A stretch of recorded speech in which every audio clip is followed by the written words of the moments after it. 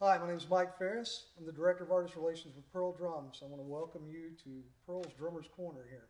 We're lucky today, very fortunate to have the drummers from the Music as a Weapons Tour in-house with us. Mr. Morgan Rose of Sevendust, Ray Luzier from Korn, and Mike Wengren from Disturbed. First question for Mike. Mike, Disturbed's out touring in support of the new record, Asylum. Tell me about the record and how it's doing. We've been real lucky so far. Record came out end of last year, and it's been doing really well. I think it's about $500,000 right now. I think so. We just went gold, which is a lot to be said for this time. You know, not a lot of records are getting sold. It also debuted #1. It's our 4th #1 in a row, and it's pretty awesome to be in great company like that. I think there's only 2 other rock bands in history that I've ever had 4 debuts in a row like that. I think it's Dave Matthews and Metallica.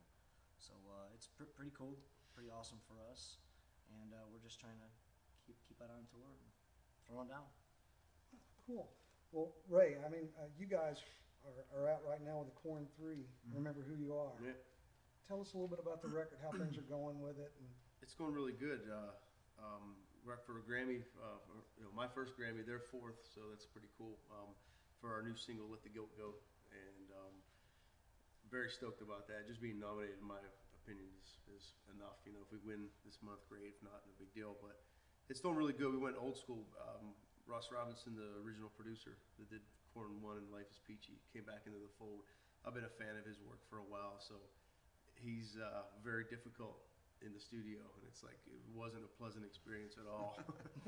and he knows it. So, but it was no click tracks, back to 2-inch tape. You know, it's show where the men from the boys, like, can you play or not? Like, there was no punches, drum fixes, which I wanted to fix a lot of things, but he wouldn't let it. But I'm quite proud of it now. You know, I look back and I listen to it, and I go, wow, that's pretty cool how it all came together. We wrote a song, and a half hour later, tracked it for the record. I got maybe 2 takes, maybe 3 if I was lucky.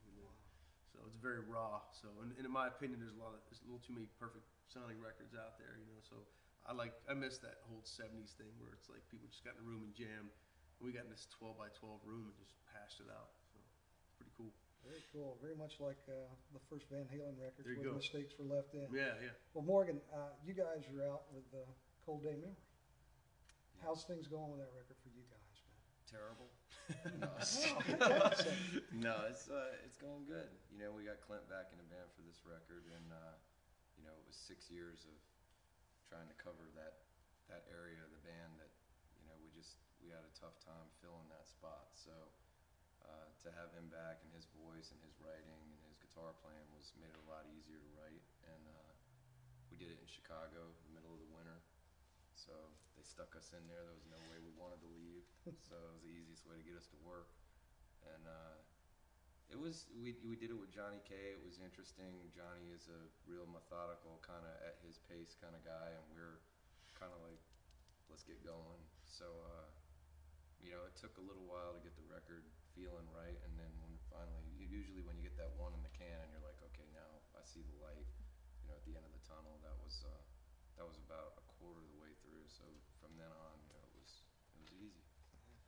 Only thing that sucked about it really was trying to writing drum patterns, on a drum machine just so we could get to the vocals quicker, and writing these things at tempos that Mikey's real good at playing double kick on.